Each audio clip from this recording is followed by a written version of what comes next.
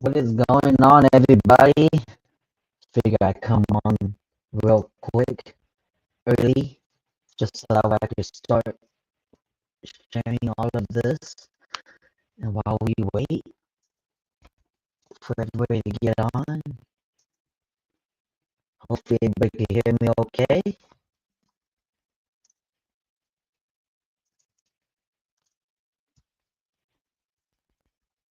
me just go ahead and do this real quick.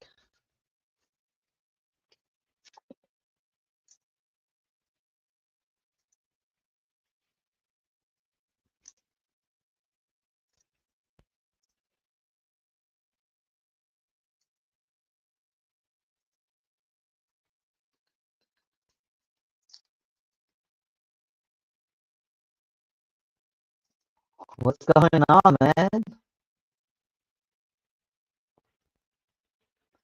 Hope you're doing good, Jim. Glad you made it.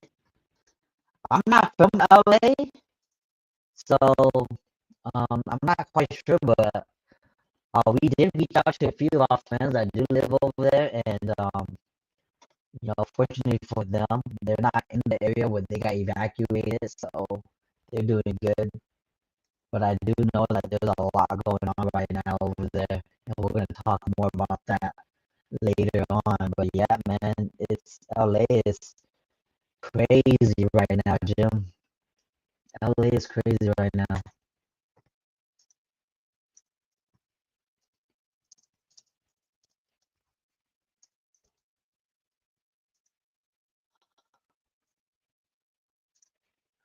I just hope that everything turns out fine in the end, LA and all.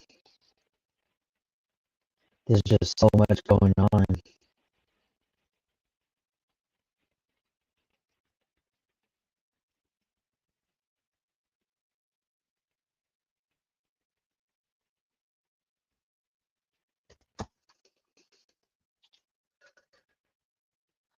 Hopefully you guys are doing well. I know it's a little late, like Jim mentioned earlier. um, One of the common posts for the live, it's a little late, but we noticed that when we do live streams around this time, there's more people that's able to join. And when it's earlier in the morning, 7 a.m. here, it's just harder for most people. They're getting their kids ready for school, or they're like driving to work, um, etc. So with at least with this, we're able to get everybody on the same page.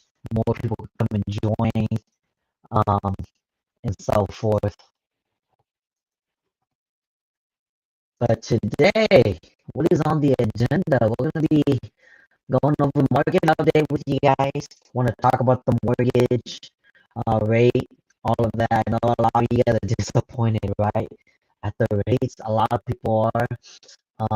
Talk about the market. I think Charles is going to be coming on too, and he'll talk more about his industry in the inspection area as well. And then, we're going to probably watch some live coverage for the wildfire and kind of talk about that, see what's going on there. Um, and we kind of talk about my 2 cents on what's going to happen after this wildfire. Um, but dude, it's scary, man. Like, I feel like there's a repeat of all of these wildfires again. And right now it's crazy because right now we're like winter, and I don't know. I just got so many questions, so many questions. And there's just so much unknown right now. There's so much confusion. Um, but yeah, I just hope and pray that everybody in LA is doing good. We had some people that was also flying to LA too, and they're like, "Man, wish me luck," things like that. So I don't even know how that's gonna even be like, right? For planes flying in, all of that. So That'll be interesting to see for sure. It'll be very, very interesting to see. But if you guys have any comments, any questions, um, anything like that, again, don't forget to put your comment section or your questions in the comment section of this live chat, and we'll answer it accordingly. Um, and while you guys are doing that, share, like this video. It helps, especially with people that might be interested in the topic that we're talking about today. Things like that. So yeah, put your comments down in the live chat.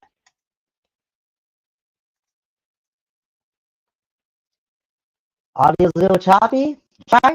Is it? Oh man, that's not good, bro.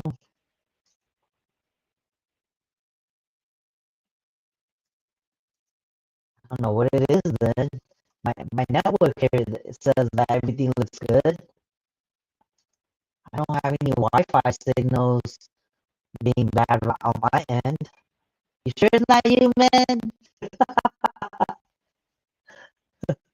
You sure it's not you, Shine? You're in Florida, so maybe something's going on with one of your Airbnbs over there or your home. Because I'm not seeing any network breaking on my end. Because normally with StreamYard, if your network is breaking up, it'll show you like a little Wi-Fi signal, letting you know, hey, look, your internet's kind of choppy right now. But I'm not getting any of that.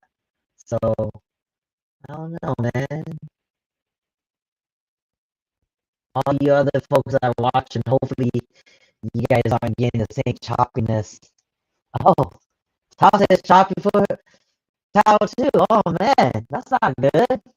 Shoot, I don't know what to say because my network seems good. Yeah, you know what? Why don't I do this? I don't.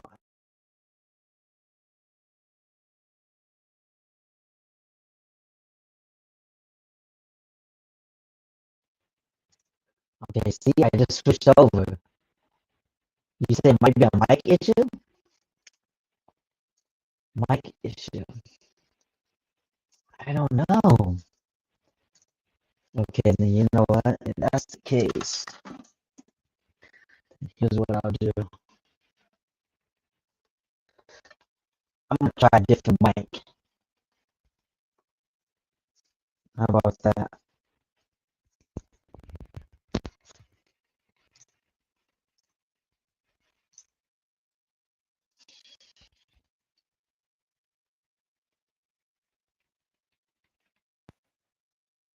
Okay, I'm testing.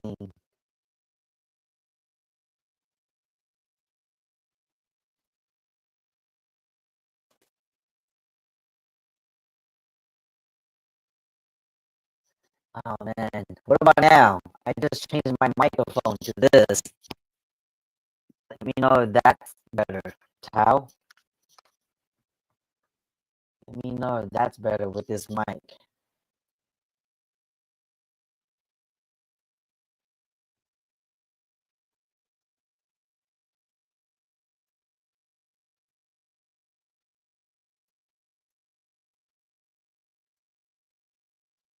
A little better, but still choppy. Oh man, I don't know. I don't know what it is then. You said it's a little better. Hopefully, you guys can at least understand me. If you guys do, then I'm just gonna stick with this. Because my network's doing good, and you said that the video looks pretty good, right? So definitely not the network. I hope it's not too bad. Because even on my side, the video doesn't look too choppy.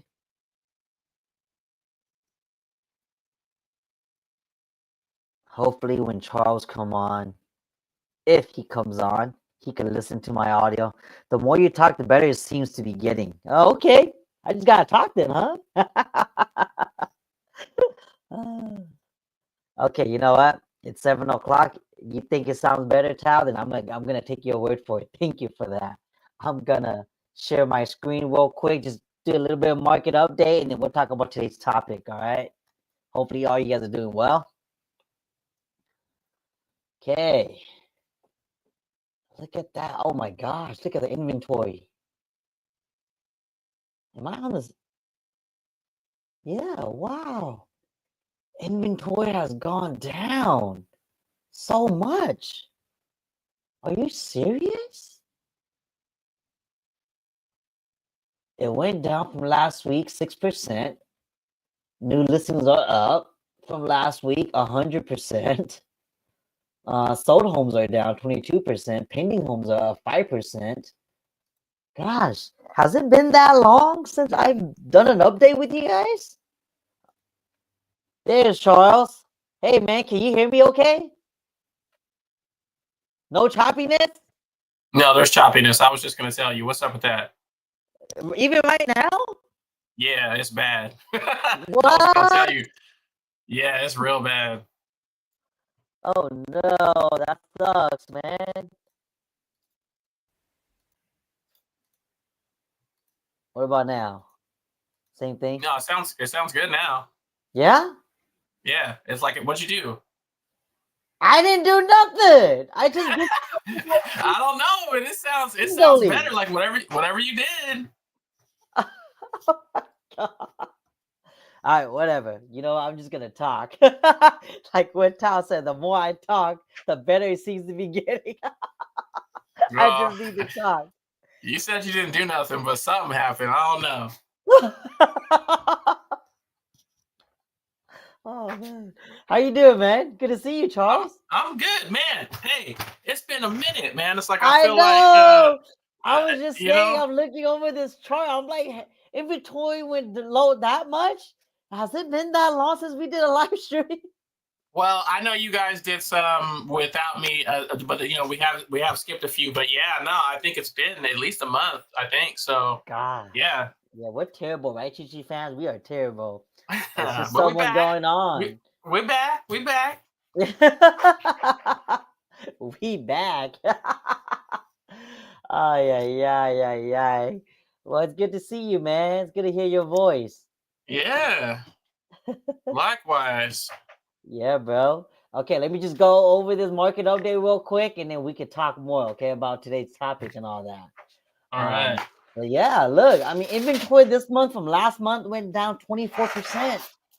New listing is up 8% though, but sold home is down 48% this month than it is last month. And pending homes are down 34%.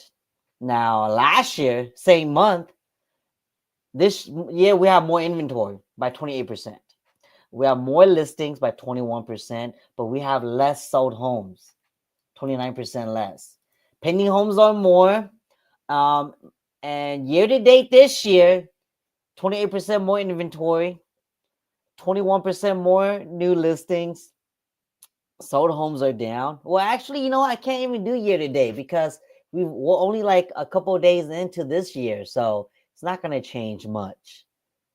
So I'm not going to be doing this until we get later down the road. But yeah, there's more inventory than last year. But man, just from the past couple of weeks, it's gone down a lot. You see that chart, right, Charles? Oh yeah. Gosh. I mean, it definitely tracks with how things are normally. Year to year. It's always pretty slow. But I mean, Yeah, honestly, I know. man, it's been like things have been pretty steady for us. It's been I mean, I know everybody but I mean, I've been working with a few agents that they just have deal after deal. I know they've been working with some people for a long time and stuff just finally came together. So So it has been slow for the past couple of weeks to some of the agents that I talked to, but it's starting to pick up though. Like ever yeah. since January hit, all of the holidays are done, it's picking back up. Like my past clients are like calling me to list their homes. They're getting ready to get pre-approved again because elections and all that's over. So it's picking up. So I feel like this year, it's on to a good start, I guess, But of course, besides the point from the wildfire and all that, but yeah, All right. Average price per square foot, 330 this week, 333 last week. Went down a little bit from last month. It went down a tiny tab as well. But look, from last year, okay, same time, it's actually up by 4.8%. Okay, everybody?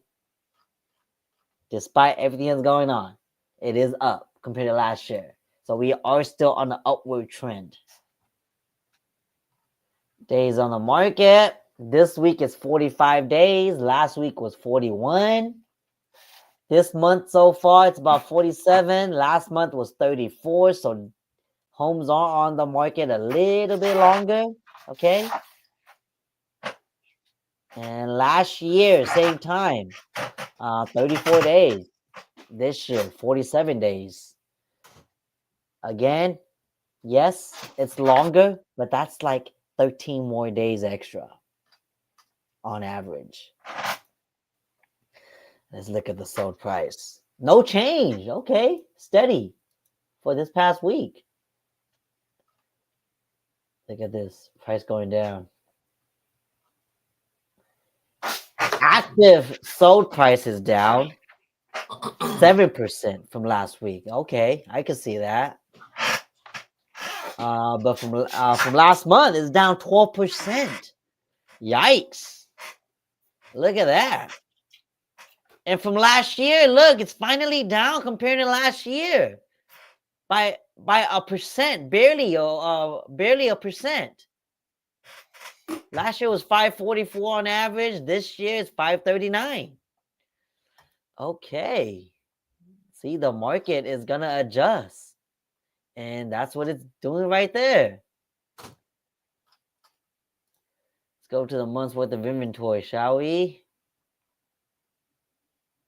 Now, because we're only in the first week of January, this is not accurate. I don't really like to go based off it. I like to give it at least 2 weeks worth. But I could tell you it's nowhere near this. It's probably going to be closer to this, plus or minus 0.2 or 0.3.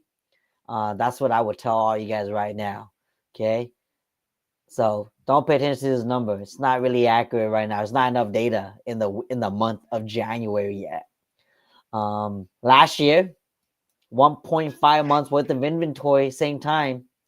This year, I'm guessing again, it's probably similar to 1.9.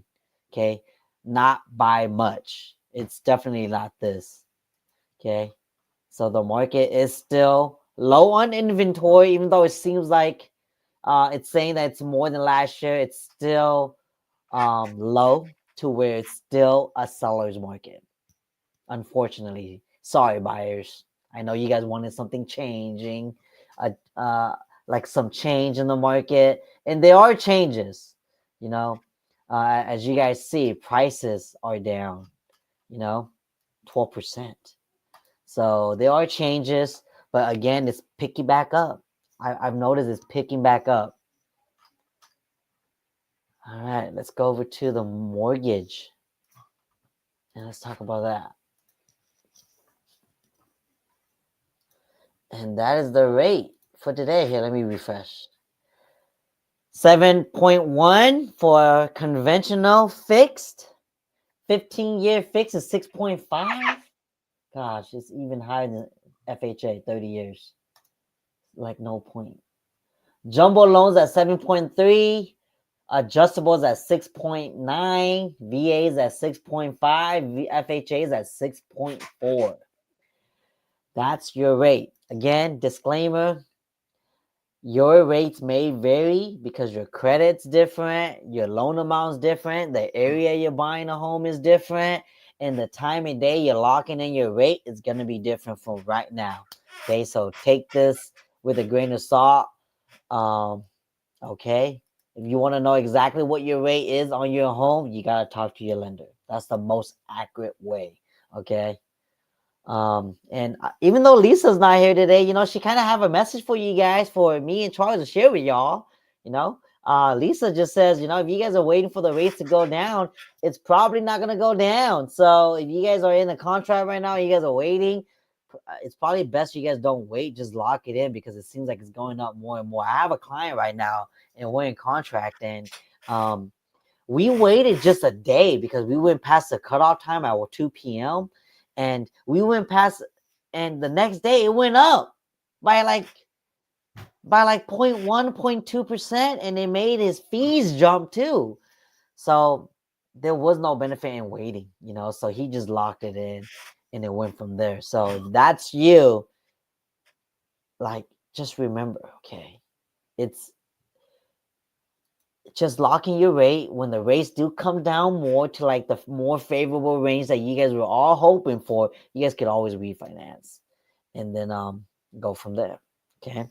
But if it's a deciding factor whether or not you submit an offer on a home that you fell in love with or not with your agent, then strategize more with your agent. Okay. But that's the market update for this. What's up, Charles? Why do you look so... Something changed about you, man. I haven't seen you for over a month and something changed. Is that what it is? You shaved?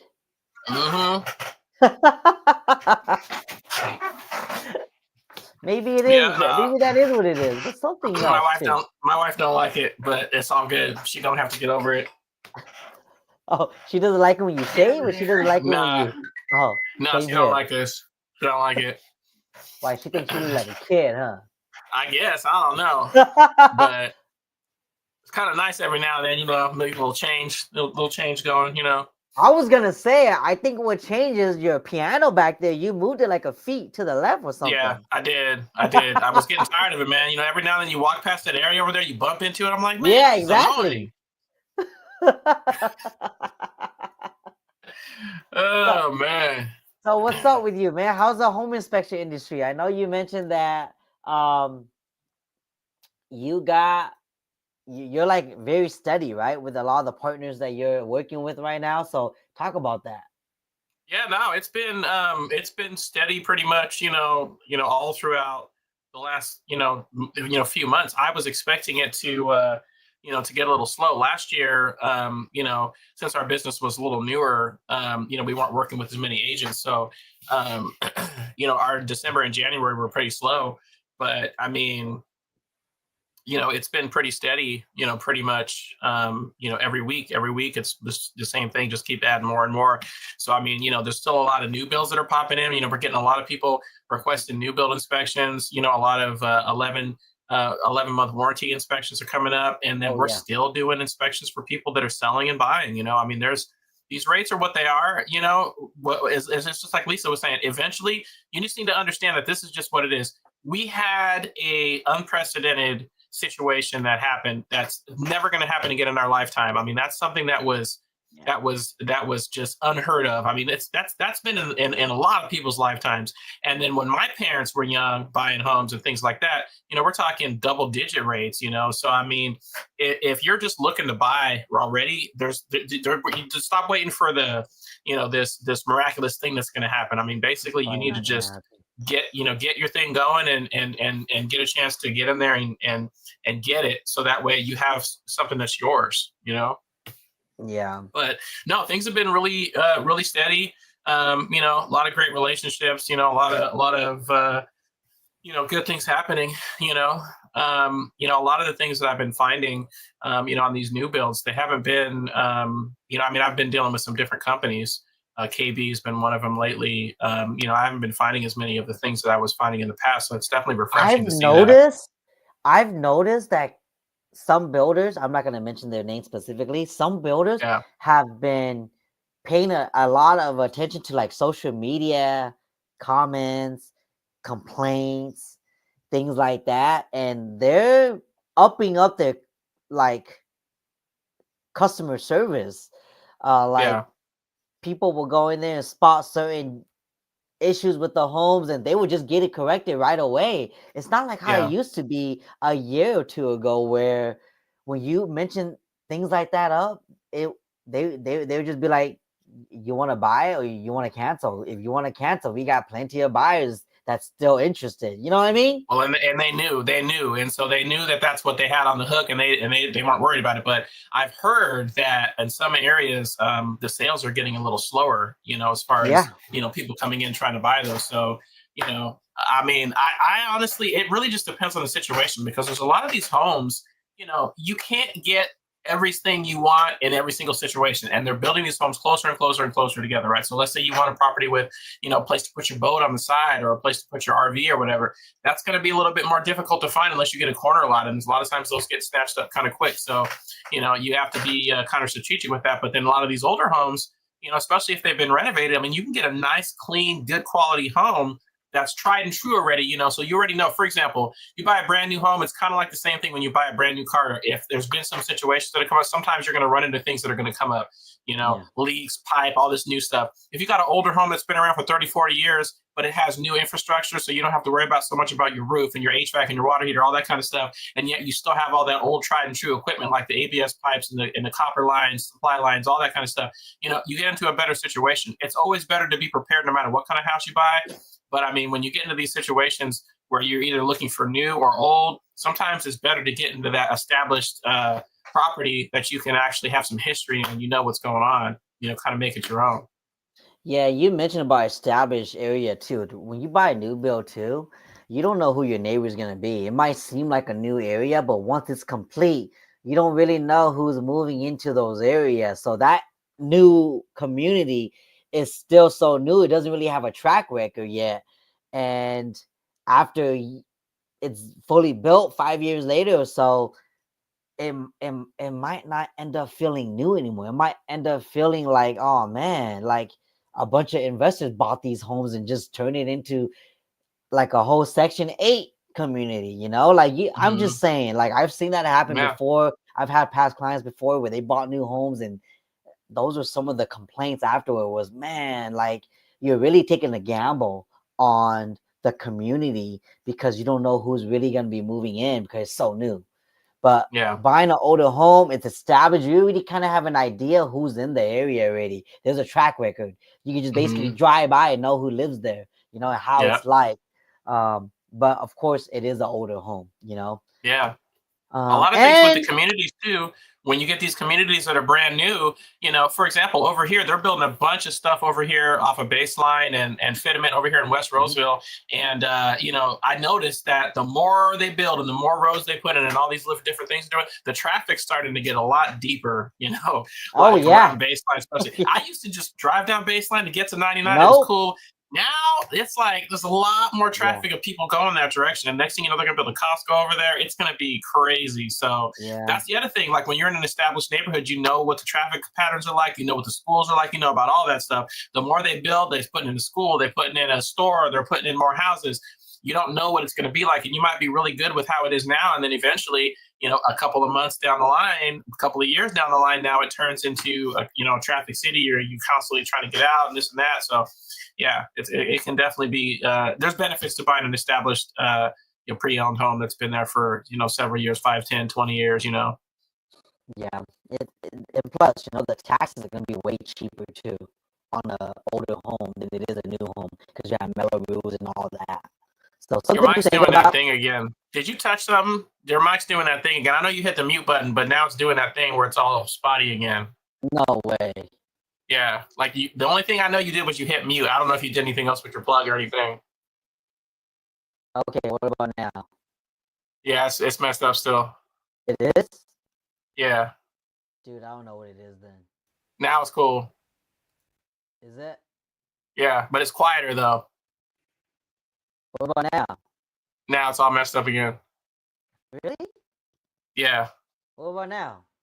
It's good, but it's a little quieter. I just leave it. I would just leave it. I don't know what it is, man. Something's going on. Oh, but you're not using your microphone, your Shure microphone. You're using earbuds. Because I don't know. I got a whole story for that. We can stay on all night talk about why I stopped using it. So as long as you can hear me now, then we're good. Yeah, they can hear you just fine. Let's talk about the fire, man. What do you think about it, bro? Man, so I mean, I've been so busy. I haven't really heard much about it. So I saw a couple of things on the news where there was just like the aftermath in some areas where things have been burnt down. But how'd that even start?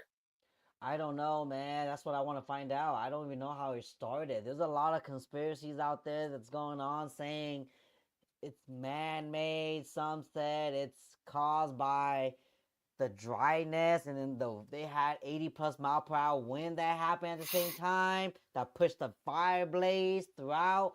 So I don't know, man. But let's read this article so that way you can be up to date. But I do know a few people that live over there, and I reached out to them, and fortunately for those people that I knew, they're okay. They're not in the site zones that got evacuated. It did not affect them. So, like, I don't know, man. But what to know about the LA fire and California windstorm? Fire across the LA, including one of the broke out in the Hollywood Hills, scorched more than 54 square miles and put roughly 179,000 people under evacuation orders. At least 5 people are dead. Thousands of structures were destroyed, and over 60,000 more were threatened Thursday as strong winds fanned blazes in the populated parts of SoCal. The two largest blazes, the Palisade and Eaton fires, weren't contained at all as of Thursday evening, according to the California Department of Forestry and Fire Department of Fire Protection and Cal Fire. Residents described sweeping devastation, hollow escapes, losing their homes, while photos show stunning scenes of destruction. Palisade fire in LA has killed 2 people and grown to cover over 31 square miles. Eaton fire in the hills above LA, North Carolina, has killed 3 people and burned more than 21 square miles between 4 to 5,000 structures. Cannon fire over 960 acres. Oh my gosh. The Sunset Fire erupted Wednesday in Hollywood Hills, prompted a new round of mandatory evacuation. Oh man.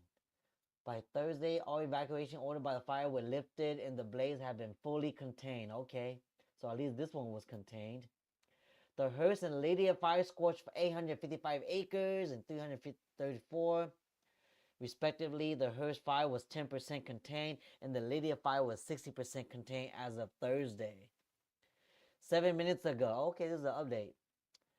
2 people have died in Palisade Fire, LA. Oh, wait. Okay. Later in the same conference, LA fires. How did this start? I'm just curious. Hold on. Well, the thing that's crazy is I didn't realize there was more than one. Oh yeah, there is, bro. There's more than one because it started spreading. I think it started from Palisade. And it started spreading like wildfire. But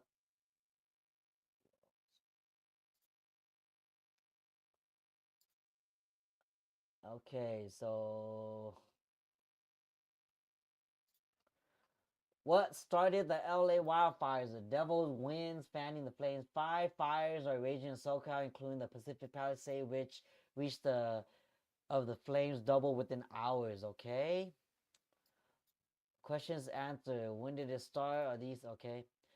At least 6 people have been killed and countless others injured as multiple wildfires burn out across more than 30,000 acres in SoCal, resulting in evacuation orders for tens of thousands of people. A blaze erupted Tuesday morning, okay, in Palisade, one of LA's wealthiest neighborhoods.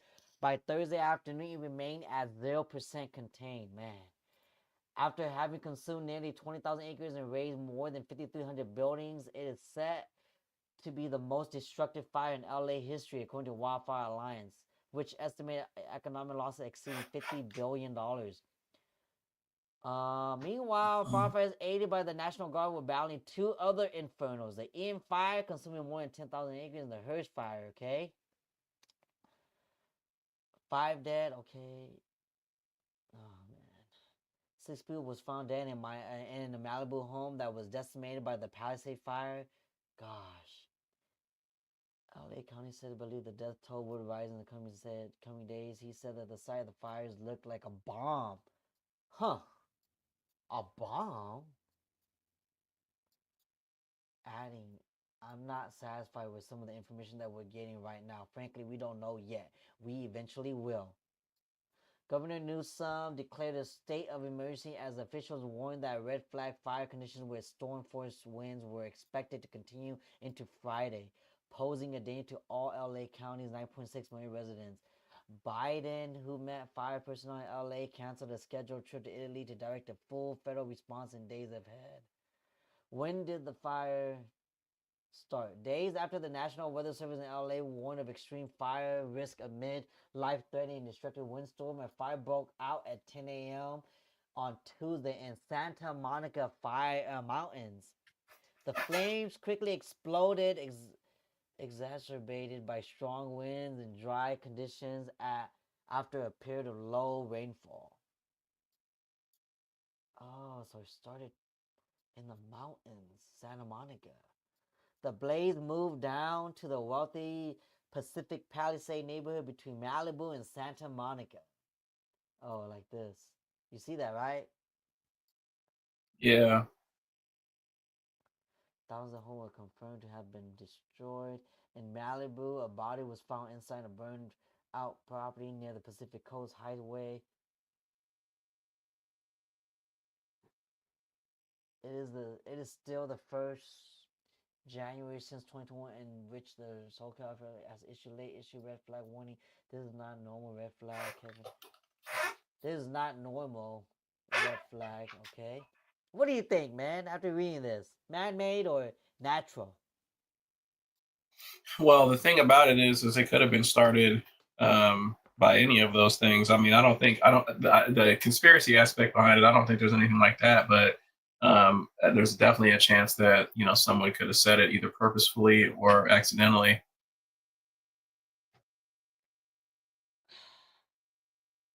I don't know, man. This is just too crazy, dude. So 1, 2, 3, 4, 5, 6, 7. Seven It looks fires. like it looks like currently the ones that are still active are the Eaton fire and the Palisades fire. Well, let's see, the Hearst fire is up here.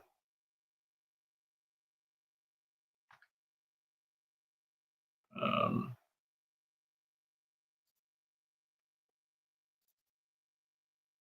Yeah, this was crazy. I mean, you know, honestly, this is really similar to some of the things that were going on up here. You know, what was it about maybe 2 or 3 years ago? That fire that was up in Vacaville that destroyed a bunch, and then a lot of the Yeah. ones that have been up in the Sierras that have destroyed a lot. I was just up in where the heck was that? Rough and Ready. There was one that I was up in that area. There was another one that I was down south. I don't remember the area that it was, um, but I had just done it just a little bit ago. Um, but it was crazy driving through there and seeing everything. Yeah, dude. I feel like I muted you, by the way. I feel like it's starting all over again, dude. Like this is gonna, of course, trigger the insurance claims again, right? In California, and that's gonna cause a lot of companies to really go bankrupt again, like what happened during those PG&E days, right? Yeah. And then a lot of companies are gonna go bankrupt and they're gonna leave California, and then now more people are gonna get dropped. Dude, me and Lisa had to help one of our past clients because their current insurance company dropped them, even though they were good. But they did another reevaluation on their home and said that, they didn't like the way the roof was, so then they didn't want to insure it. So then they had to go and find a different insurance company, which increased their premiums, of course, because now they're a new client, right? And it's a new policy. But I feel like this is not helping. This is just adding fuel to that, and it's just gonna make things worse now because people is gonna be filing claims left and right. And maybe one of these days, man, I'm gonna probably have to have an insurance rep come in here and talk more about this and see if they've noticed anything on their end. And I'm pretty sure they do. For some of their clients that live in SoCal that's going through this right now. Well, what it's going to really take is it's going to take I think the government changing the way that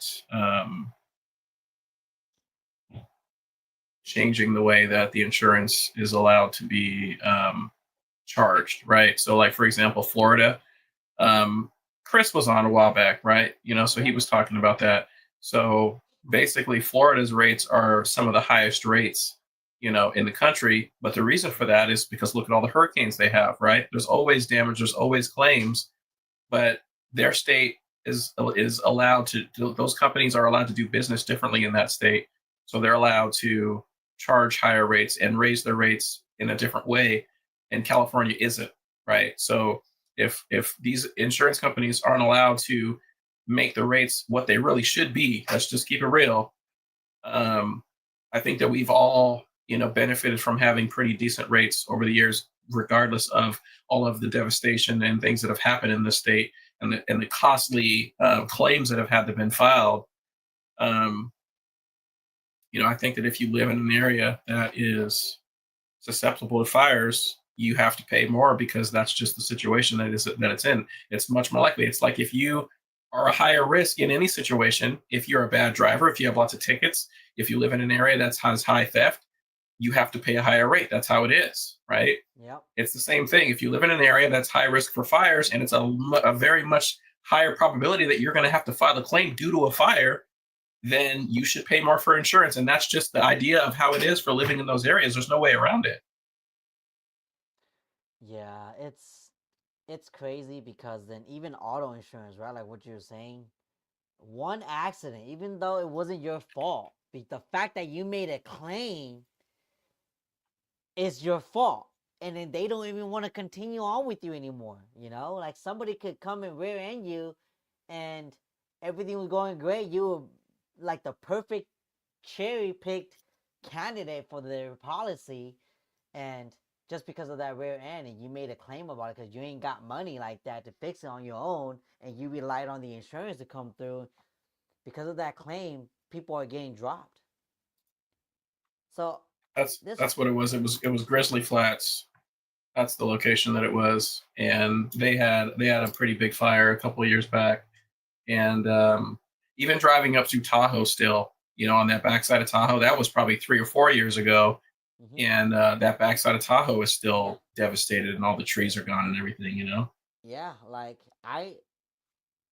there's still some fishing spots that I go to, and then you're driving up there and you notice the flame from 3, 4, 5 years ago. Man, dude, reading some of these comments right here is just so insane, dude.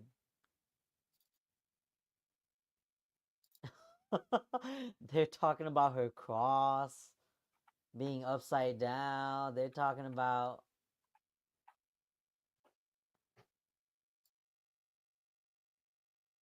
man.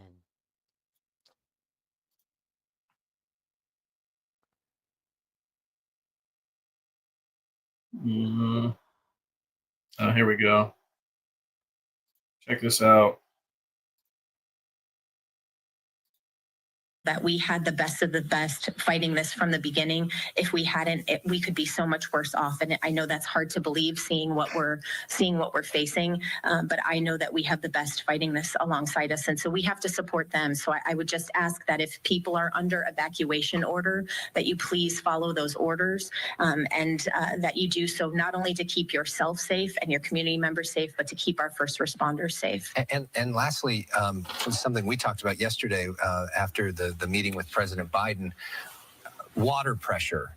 There's been a lot made of the fact that there wasn't water for some of the firefighters at some point during the fight in Pacific Palisades. What sort of changes do you think need to be done that are realistic to be done in the months and years ahead so we don't have a situation like that again? Well, we've heard from the chief at LADWP what the circumstances were with their infrastructure and why they were so challenged. And a big part of that was not being able to deploy an aerial component. And when we saw, for example, today, when we were able to deploy the aerial in the Topanga area that we hadn't been able to a couple days earlier, we saw what a difference it has made. And I know that the residents of Topanga have been particularly concerned about making sure they saw that aerial approach and making sure that they saw boots on the ground. And I'm glad that LA County Fire has prioritized this area in terms of the Palisades fire today.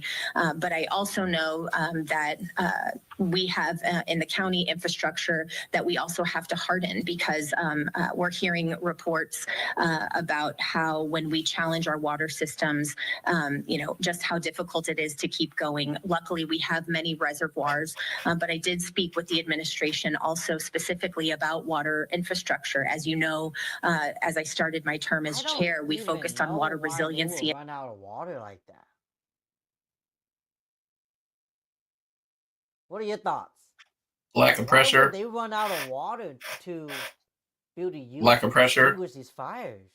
No, I think it might be a lack of pressure.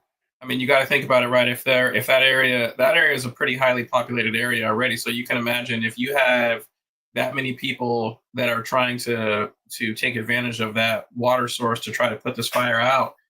I mean, it just depends. And then they have this water stored in so many different areas. It's not like they're just pulling it straight from the ocean, right? So, if they are losing pressure and they're losing the capacity due to this, I mean, that kind of thing can happen, especially when you have an area that's so heavily saturated like this. Because Palisade is right by the beach. Yeah. So like, they're not going to pull salt water to put out a fire. They're going to try to pull fresh water. Water should be water, but I don't think they do that. Why? Wouldn't it help? I don't know. Maybe the might be a contamination risk. I'm not sure. Man, I don't know. It's just so crazy to hear all these things about how if the fire extinguishers are running out of water and then the firefighters can't use any of that water to kill the fire, it's like the odds are against them. They can't even do their jobs properly. Deployed in such a way, and they continue to be. So there was a lot of preparation and communication in anticipation of what we would see this week. We knew that the conditions were going to be severe. Never did we count on the number of fires happening concurrently, but especially at the magnitude that we're seeing, combined with the extreme winds. Though we certainly contemplate extreme circumstances based on the reports that we were seeing from the National Weather Service.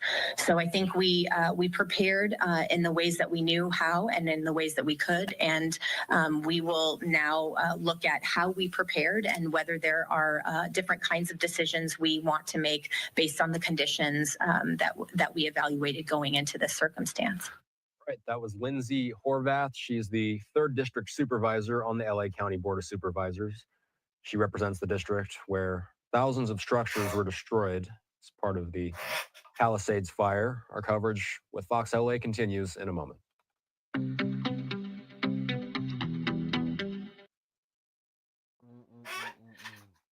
That's another reason why fire hardening has become, kind of a big thing, especially in these areas, where there's a lot of trees and whatnot nearby, because any of that space that you have, I mean, they have the defensible space, but actually removing some of that so that some of the foliage around the house and some of the trees within a certain amount of distance, it's starting to become a very important thing to do, just like she was mentioning on there.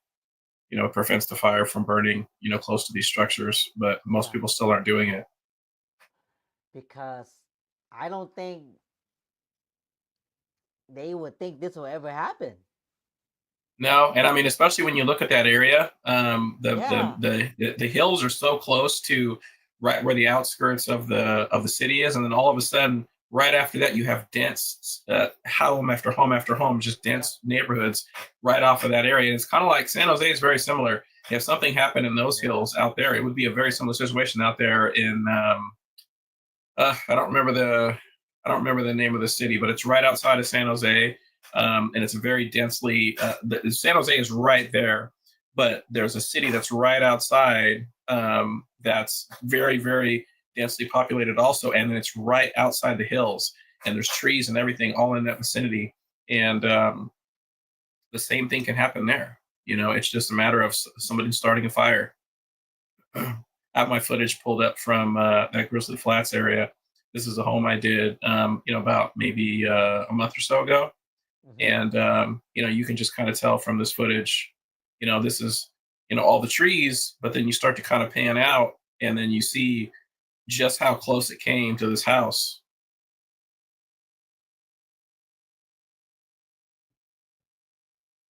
And I mean, all that off in the distance there, that's all trees that burn. I mean, this is like literally within maybe 100 to 200 feet of this house, and then even further out, there's entire areas of this forest. I mean, that's how densely packed this forest is. And this is how it is when you're out there. There's nothing, it's just densely packed like this. And then, you get to these areas like that, it's just like, that's all trees that have burned. And then the way that the embers just kind of jump over certain areas, like all of that was fine and all of that was untouched. But then all that over there to the left, that whole area burned there. And then further off, you can see, look at that whole area burned. Oh yeah. And then further up there, like 4 years ago. Yeah, this fire was, I believe it was either 2 or 3 years ago. This is just right out in Grizzly Flat. So it's like kind of like by Placerville, out in that vicinity. But as you're driving in, I wish I still had some of the footage from that. But as you're driving in, there's nothing on the roads. They're there. There's just nothing, absolutely nothing. And then a bunch of new homes that have been built, because of some of the devastation. I mean, they were all just completely burned and gone. And so now all you have is just flat land and homes that have been rebuilt. A lot of manufactured homes. People building manufactured homes out there because it's easier. And it's crazy. There's got to be something else that's done. There's got to be a better way to do this. But I mean, even with what technologies they have now, I mean, a lot has changed, over the last 5-10 years, and then even so over the last 20 and 30 years. But it's not like these trees and everything weren't here before. You know what I see happening, dude? I was just talking to somebody about this, right? About the wildfire. It's gonna trigger a lot of. I mean, we're already hearing about people not getting their insurance claim to be able to even get complete. Like, some of these insurance companies are gonna go bankrupt and they're not gonna be able to, like, print out a paycheck for these families. And what's gonna happen to those families that don't have that insurance money? They ain't got no life savings for this kind of damage to fix homes, especially in SoCal. The price of inflation over there is way crazier than it is here in Sacramento.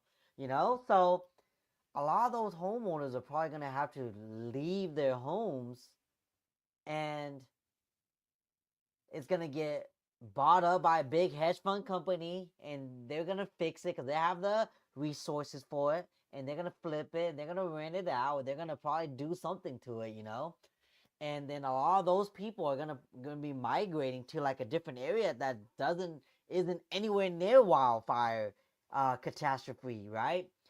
Kind of like what happened during El Dorado Hills and all that, right? All those homes still, insurance for fire is still hella expensive, $4,000 or $5,000 a year, and a lot of those folks, when the fire happened, sold those homes and moved to the city because they wanted to be away from the fire now, and they couldn't afford the insurance.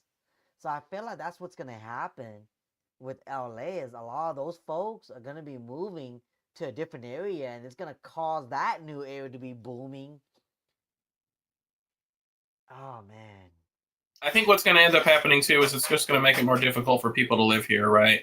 So, again, insurance rates are actually fairly decent right now. They're pretty cheap for most of us Californians, right? So what they really should be is different. They should be much higher, in order to take up for some of these natural disasters that have been happening. I don't really know how all that works as far as if, these insurance companies can get, any kind of assistance, from the government. So like when these fires happen and, all these different government agencies come in to, help with aid and all that, where does some of that money go? Is any of that money going in to help some of these families with repairing their homes? And are there breaks for things? I know there's lots of different things that you can do with your taxes and all that kind of stuff, but you get to the point where, like with a vehicle, and again, this would be really helpful if we could have Chris come on again, maybe, or somebody else that we could talk with. But with a vehicle, if you have a cost of a home and whatever its cost is worth, you have a total loss, right? So if the vehicle is lost more than 75% of its value, they just total it out because it's not worth to spend the additional money to replace it, right? So are they just, you know, effectively totaling out these properties and saying, okay, well, it's not worth rebuilding, so here's a cash out so you can, do this, and then that's the end of it? I mean, I don't know how that works with a home, so I'm very curious to know about that.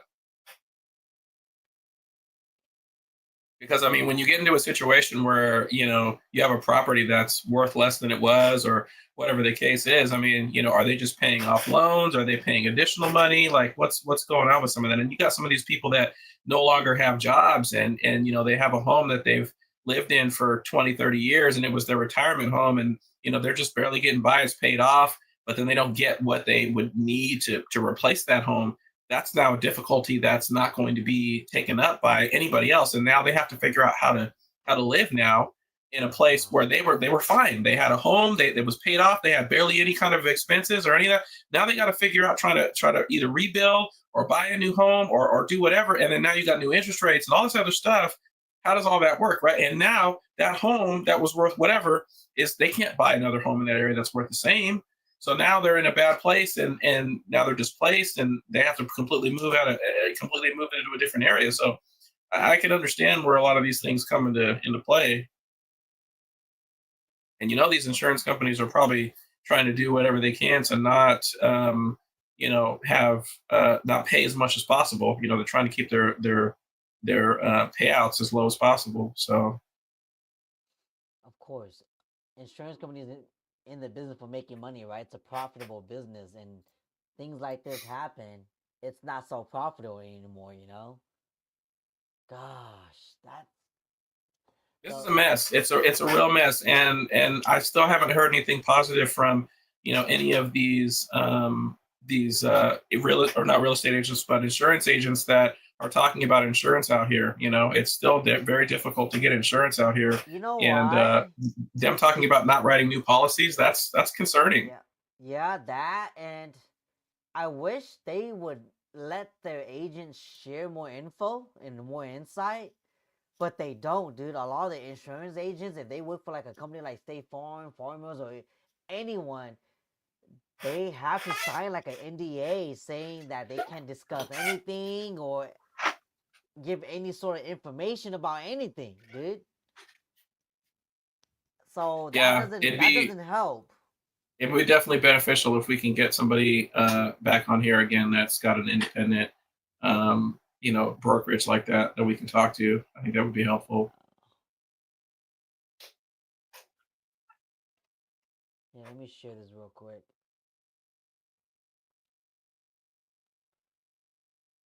LA wildfire victims set warning over sneaky insurance company tricks after homes were incinerated. California Commissioner has issued urgent advice to any resident that has lost their homes and business in the ongoing fire. Ricardo cautioned those affected not to sign anything from insurance companies immediately, as they may try to settle quickly with low offers. That's true. Sarah said a little patience in these traumatic times could help fire victims receive full compensation they deserve and also avoid falling victims to scams. Wildfires in the SoCal region have ravaged LA, including the Pacific Palisades, where stars including James Wood have lost their homes. Officials have revealed that at least, okay, we read about that. Yeah, with this, unfortunately, there's people out there that's going to see this as an opportunity to scam the people that's going through hardship. Every time. I see a lot of that happening too, Every time. Absolutely. Scams about taking care of you. Insurance companies even are probably going to be sending letters, to all their policyholders and saying, hey, we noticed that you in the one of the many thousands of homes that was in the area that was affected. Just FYI, we wanted to be on the forefront with you, and here's a check just to start everything. But it might just be pennies on the dollars, like what these people are talking about.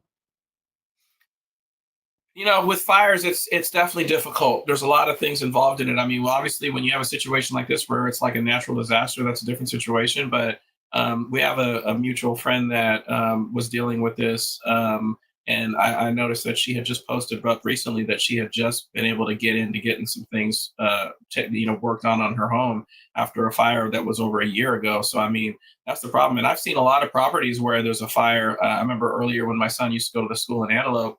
I remember there were being a fire out there in that neighborhood, and it took well over a year for anything to happen with that house before it got rebuilt again. So there's always a lot of red tape when it comes to these things, and a lot of things that get dragged out, investigations, all that other stuff. Like I said, when it comes to a natural disaster, I think it's a little bit, quicker. But for example, that Grizzly Flat fire, I believe it was 2 to 3 years ago. There's barely any homes that are rebuilt out there, and it's not like they've Nope. completely revitalized that area. That campfire that was out in Paradise, many years ago. That area is now just starting to get revitalized after all that. It's starting to kind of come back again. But look how many years it took for all that to happen. Somebody had to come in and spend some money and rebuild. That was a devastating fire. Yeah, man, I remember it like it was just yesterday, dude. So with this wildfire, I bet all those people that went through that recently that just started getting their life back on track, like what you mentioned earlier, they're probably traumatized by this wildfire, bringing back memories Yeah, again. yeah. The campfire was 2018, so that was 7 years ago. Yeah, and then oh my gosh. Mm-mm-mm-mm-mm-mm. Oh Well, yeah, so that was the Caldor fire. That was in 2021, so it was about 3 years ago. well, I mean, to all the families, that's going through this hardship right now, I'm just praying that you guys recover from this and that, you know, uh, that you guys are insured properly and that your insurance policy will cover you guys and, make you guys whole again. Even though they're not going to be able to replace 100% of everything that you guys lost, at least try to make you guys whole as much as possible. And then so that you guys could get back on your feet and move on, because this is just tragic.